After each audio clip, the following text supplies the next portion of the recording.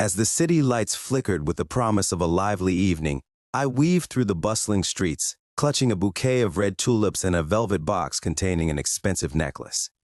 Today was Clara's birthday, and despite the late hour, I was eager to surprise her at the chic bistro where she worked.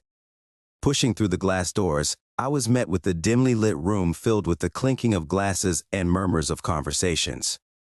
I scanned the room for Clara, but she was nowhere to be found. My heart sank a little, but I kept my spirits high, hoping to find her soon. After a while of searching and waiting, I decided to ask Jess, the bartender. "Is Clara around?" I asked, trying to hide my growing anxiety. Jess paused for a moment before replying, "Oh, she took a break a while ago. Might be out back or in the ladies' room." Thanking her, I headed towards the restrooms, the weight of the bouquet and the velvet box feeling heavier with each step. As I approached the restrooms, I heard a familiar giggle. My heart sank when I realized it was Clara's voice. "Say that again, honey. This is the best birthday present ever," I heard her say. Clara's companion responded in a low, husky voice, igniting a fury within me. Clutching the bouquet tightly, I felt the petals crumple. With cold, calculated rage, I vowed to make Clara and her mystery lover pay. Her words were playful yet intimate, a tone she used to reserve for me. Leaning closer, I caught Clara's giggle followed by a whisper. "I can't believe we got away with it," she said. The man's response was muffled, but the intimate nature of their conversation was unmistakable. My grip on the bouquet tightened, my heart pounding in my chest, a mix of rage and heartbreak swirling within me. I pressed my ear against the door. "When can we meet again, Clara?" His voice was soft, almost pleading. "Soon, my love, but we need to be careful. Your boyfriend might get suspicious," Clara responded. The term boyfriend felt like a dagger to my chest. I stepped back, my mind reeling from the betrayal. A plan began to take shape. Clara had to face the consequences of her actions, and I would be the one to ensure it. The next morning, I began gathering evidence against Clara. With Mia's help, a waitress at the bistro, we uncovered Clara's secrets. I recorded a conversation between Clara and her lover, capturing solid evidence of her betrayal. Leo and I took the evidence to Mr. Henderson, the bistro's owner. After hearing the recording, Mr. Henderson called Clara into his office. Minutes later, he announced that Clara had resigned, effective immediately. Mr. Henderson then revealed that Clara's actions were not just infidelity, but were also tied to laundering money through the restaurant. He offered me a promotion, trusting me to help rebuild the bistro. I accepted, surprised yet honored. As I settled into my new role, I couldn't help but reflect on the whirlwind of emotions and events that had brought me here. The initial shock and pain of Clara's betrayal had been overwhelming, but it had also served as a catalyst for change. It pushed me to take control of my life and to strive for something better. Working closely with Mr. Henderson, I learned the ins and outs of managing a successful bistro. We revamped the menu, introduced live music nights, and created a warm, welcoming atmosphere that drew in crowds. The bistro quickly became a popular spot in the city, and I felt a deep sense of pride in our achievements.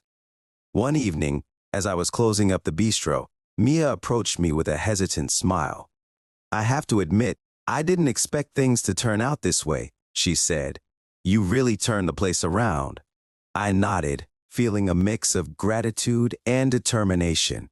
It wasn't easy, but it was worth it. Sometimes the hardest moments in life can lead to the most rewarding outcomes. Mia's expression softened. "You know, I think Clara's betrayal was a blessing in disguise. It opened your eyes and pushed you to become the person you are today." Her words resonated with me. Clara's actions had indeed been a turning point, a painful but necessary wake-up call. It was a reminder that trust is fragile and that we must be vigilant in our relationships. But it also taught me the value of resilience and the importance of seizing opportunities for growth. Months passed, and the bistro continued to thrive. I had built strong connections with the staff and our loyal customers. It felt like a family, a place where people could come together and share moments of joy and celebration. One day while organizing the office, I stumbled upon an old journal of Clara's. Curiosity got the better of me. and I began to read. The entries revealed a side of Clara I had never known, her struggles, her dreams, and the pressure she faced. It was a poignant reminder that everyone has their own battles and complexities. As I closed the journal, I felt a sense of closure. Clara's betrayal had hurt deeply, but it had also led to my own personal growth and transformation. I had found strength in adversity and had emerged stronger, wiser, and more compassionate. Reflecting on the journey, I realized that life is full of unexpected twists and turns. Betrayal can shatter our trust and break our hearts, but it can also serve as a catalyst for change. It challenges us to confront our vulnerabilities and to rise above them. Looking back, I no longer saw Clara's betrayal as a mere act of infidelity. It was a turning point that set me on a path of self-discovery and empowerment. It taught me the importance of self-worth and the need to surround myself with people who uplift and support me.